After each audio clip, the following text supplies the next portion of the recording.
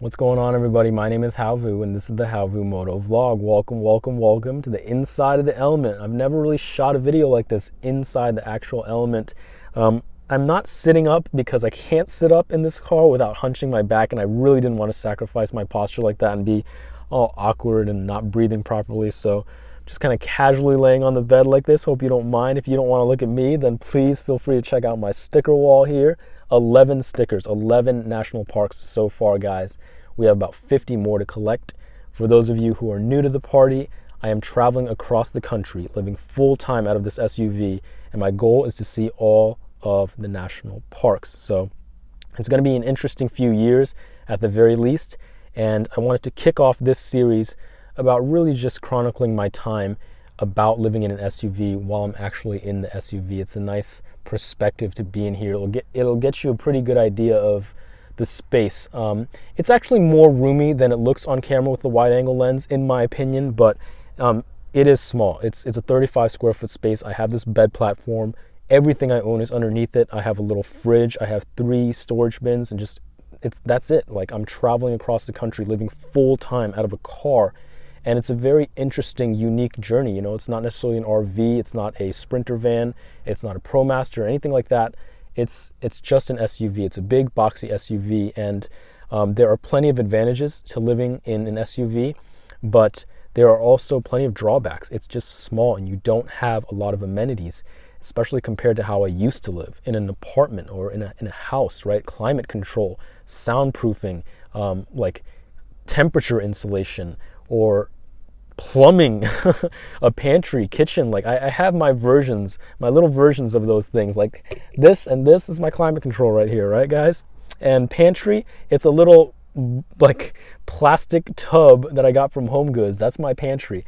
I still have a fridge, which is it's just smaller, but you know, I have everything I need, and that's the beauty of it. I think that you'll find if you do something like this and you really pare your life down to living out of a car, you'll find that you don't need that much. And not only that, you'll be super appreciative, super grateful for the things you do have. You'll enjoy the little things so much more. And really, the quality of life thing, it's just in your head, right? If you hang on to the idea of what life used to be like and you long for that, then maybe why did you do this in the first place, right? It doesn't make sense to long for something that you left behind.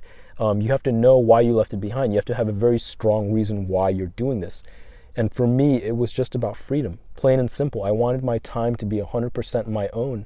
And, you know, I don't have millions of dollars, but I can have my time. You know, it doesn't take any money to just be free. And luckily, I had enough to buy this SUV. Luckily, I had enough to invest. Luckily, I had enough to generate a small online business that provides me passive income and lets me travel across the country living out of a car. I mean, it's not a comfortable life. I'm not going to sugarcoat it. I'm showering in Planet Fitness gyms. They're not always the cleanest. You know, I'm wondering where I'm going to park at night. A lot of the times it's way too hot to hang out in the car during the day, so I'm having to figure out, you know, how I'm going to spend my days. When I'm not in the national parks, what am I doing? You know, finding campgrounds. There's a lot of uncertainty to it. There's a lot of discomfort. At night, sometimes it gets a little cold, and I'm not even in places where it's snowing, and it's still like colder than I've ever been at night, and hotter that I've ever been at night. You know, like sweating and shivering, and just the uncertainty, the discomfort. Like I said, it's all a part of it, and I had to figure out really quick how to appreciate that and how to see all the stress as really just an opportunity to smile more and to be more grateful and to be more resilient and to just see all those challenges as really just opportunities to become better, to be happier, and realize that life is a journey, and there are ups and downs, and there's rain and there's sunshine in it, and you really have to see it all together to see the beauty of it all, right? There's nothing that comes without sacrifice. Nothing that is worth having comes without a little bit of sacrifice. You're going to bruise a little, you're going to bleed a little, right? But you're also going to smile. And if you can always remember to be grateful for something and enjoy the little things and even enjoy the challenges, even the failures, because you know you can pick yourself up and be a stronger person, and you'll have the tools that you need to go forward on this journey and just, you know, not need it to be a certain way. You just kind of watch it unfold and just be fascinated by it. It's just like crazy interesting, right? That's interesting, if anything, right? All this discomfort, all the craziness, and all the stress, it's really just, it makes things interesting. It gives life some flavor, and I think there's tons of flavor to be experienced when you do something crazy like this and just live out of a car and travel and meet people and have these experiences that you never would have had if you just stayed in your comfort zone.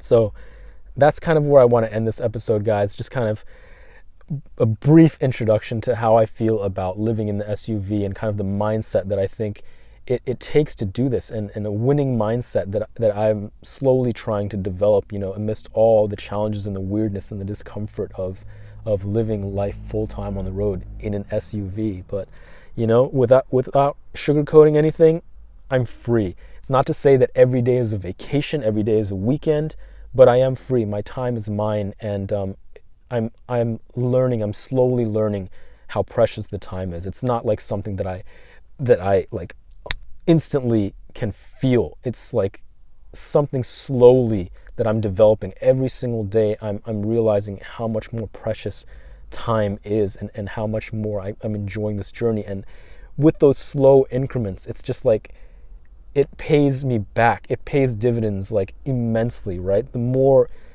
I can open my heart, the more grateful I can be, the more I enjoy every moment, no matter what happens. And I think that's something very powerful. And I think that's something that you will learn on this journey too, if you start to really take your life into your own hands and just start living free.